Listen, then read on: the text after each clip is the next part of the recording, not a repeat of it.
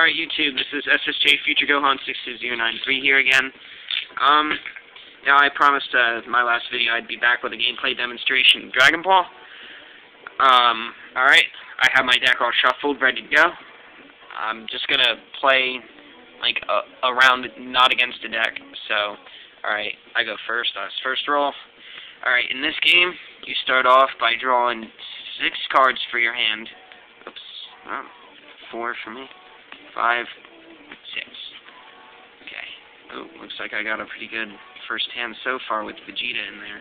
Hold on, this is kind of hard to do one-handed. Alright. Scratch that. Okay. YouTube, that is a terrible hand. I have 2 late game warriors with Krillin and Vegeta, 3 techniques that cost a lot of chi, and a King Kai. That's a bad hand. In Yu-Gi-Oh, you might be thinking, if you've never seen this game, if you're used to playing Yu-Gi-Oh, you might be thinking, ha, sucks for you, you're going to lose the game. Not true.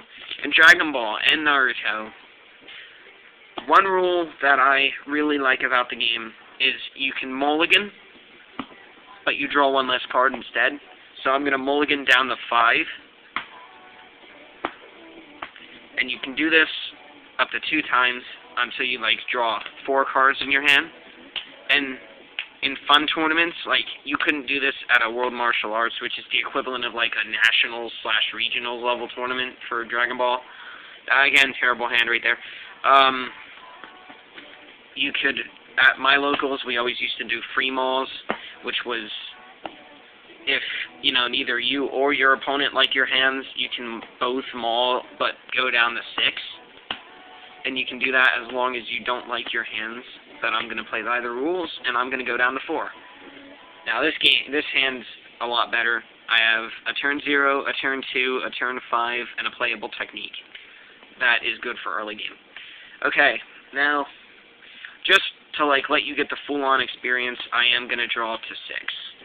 So it's still not a bad hand for, like, set 1. Set 6, set 5, I would mulligan.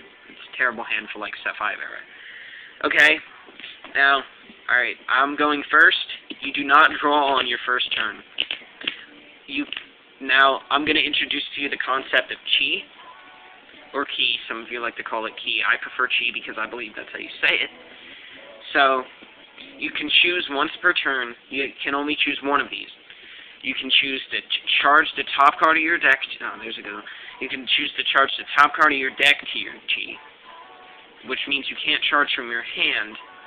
Or I could choose to charge a card from my hand to my key area, to my chi area. Well, not one card. I could charge as many as I want. I could charge my whole hand if I wanted to. Judging by this hand, I'd probably charge Captured to start off with, just to get that 1 chi in there, because that makes a big difference. A chi on turn 0. And now I prefer to charge off the top of my deck, because I like to keep cards in my hand, and charging off the top of your deck, especially in set 5 era, helps you burn through your deck faster so you can get the cards you need. And in set 5 era, there are mechanics that let you, if you, like, would charge a good warrior off the top of your deck, you're like, oh, crap, you know. Not in set 5, because there's card effects and card keywords that let you get those cards back. So, alright, I'm going to make a move here. Alright, what you do, you drop a warrior. So I would drop Raspberry. I've already charged my card. There's not much else I can do, so I let my opponent go. You assume they're going to drop the same thing. They're not going to swing at you because they're too stupid. So, I draw. Good draw. I charge off the top of my deck. Look at that. It's a roar. So I already have 2 alien chi built up, which in this point of the game is good. I drop Goku. I put him in the team with Raspberry. Goku's main power's a 3. Raspberry supports a 1, so they're a 4. I'm going to swing at them. They're either going to give me a planet damage, which I'll get into that in a second, or they're going to injure their warrior. I'm pretty sure you've been wondering what these stats are, the sideways ones. When a warrior is injured, they turn sideways, and you do not use that stat anymore. Use this one. So Frieza goes from being a 6-3 to a 4-0. They get injured if the difference in Warrior's power is 4 or less. If it is 5 or less, they die, and can go right to Chi. It's called an overwhelming victory. Just getting injured is called a victory. Okay, I swing at him, he's gonna give me a planet damage, so he gets to put 1 Dragon Ball coin. I usually use these little counters, but I don't feel like one-handedly opening the bag. I'm gonna use dice. So that would go on his warrior, not on mine. But obviously I'm not using cards to play against, so I don't have a warrior to put it on. Okay, so I'm gonna say go to him. He's gonna drop like something like Fortune Teller Baba and have 2 support. He's gonna be a 4 also. He's gonna swing at me. Instead of blocking with my Goku, I'm gonna give him a planet damage. Because it's sometimes good to do this early game. Because if you're blocking early game, you're probably gonna lose. Alright, I'm gonna put 1 Dragon Ball coin on Goku. So, if his team had been a 5, and I chose a 5 or higher, and I chose to give him a planet damage, I'd have to give him 2, and I'd get an extra Dragon Ball coin, which I'd have to put on Raspberry. Because you have to put a Dragon Ball coin on the warrior with the least. So Goku would already have 1, so I'd have to put it on Raspberry. Okay, he ends his turn. I draw. I charge my top card. That's a bad charge, but in set 5 era, a lot of turn 1s like that, and turn 0s that are like turn 1s, have a support mechanism called backup, which would let me swap him out with another alien symbol card in my hand. Okay, now I'm going to drop, yes, that's the 5Ds, English theme if you're wondering in the background. I'm going to drop Kui, and I'm going to go like this. I'm not going to get rid of Goku's Dragon Ball coin, it's just going to get annoying right now.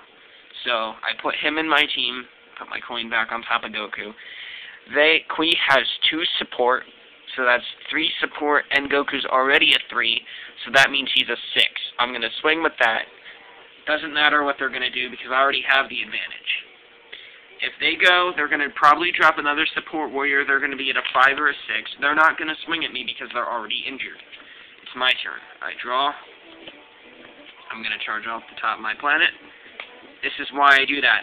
My deck has been thinned by 4 cards, not to mention the cards I've already drawn, and I have 4 alien chi. So now I'm going to drop Jackie Chun because it's turn 3. Then I'm going to probably swap Raspberry for him. Now this is another different mechanic about this game than Yu-Gi-Oh! Yu-Gi-Oh! You choose who you attack. This game, your opponent chooses. I form my teams. I swing with them. So I'd swing with them. He's what you call a chump blocker, what smart players do. So if they basically manage to get a bigger team than me, I don't need this scrub anymore, so they attack, I'm just going to block with him or whatever, and let them OV, and he goes to cheat. I don't care, because he's worthless to me at this point. But, like, this is an important concept of the game. This took me a long time to get used to, especially in this, well, I started playing Naruto first, obviously, because it came out way before this did. But I had been playing Yu-Gi-Oh! All my life, and then my friend was like, hey, you gotta try this new game. And I'm like, okay, because I watched Naruto at the TV, on TV at the time, which is a terrible show. I don't recommend you watching it. The show sucks balls. It's horrible. Blame me for that. I don't care. I'm not going to respond to it. I hate Naruto. I hate every aspect of it. It sucks. It's horrible. I could swing with this. They're going to choose their warrior that they want to block with. So if they have an injured Raspberry over here, and I swing with this big team, they're going to block with their Raspberry. They're going to say, I decide whether I'm going to block with, and they're going to choose who to block with, or they're going to give you planet damage. That's where it's different from Yu-Gi-Oh! Because Yu-Gi-Oh! You're like, oh, you know, Stardust Dragon attacks that. You select the attack target, not in this game. You don't do that. Alright, YouTube, I kind of ran out of time, so I'll be back and try and finish up this game, and I'll show you some more advanced mechanics too.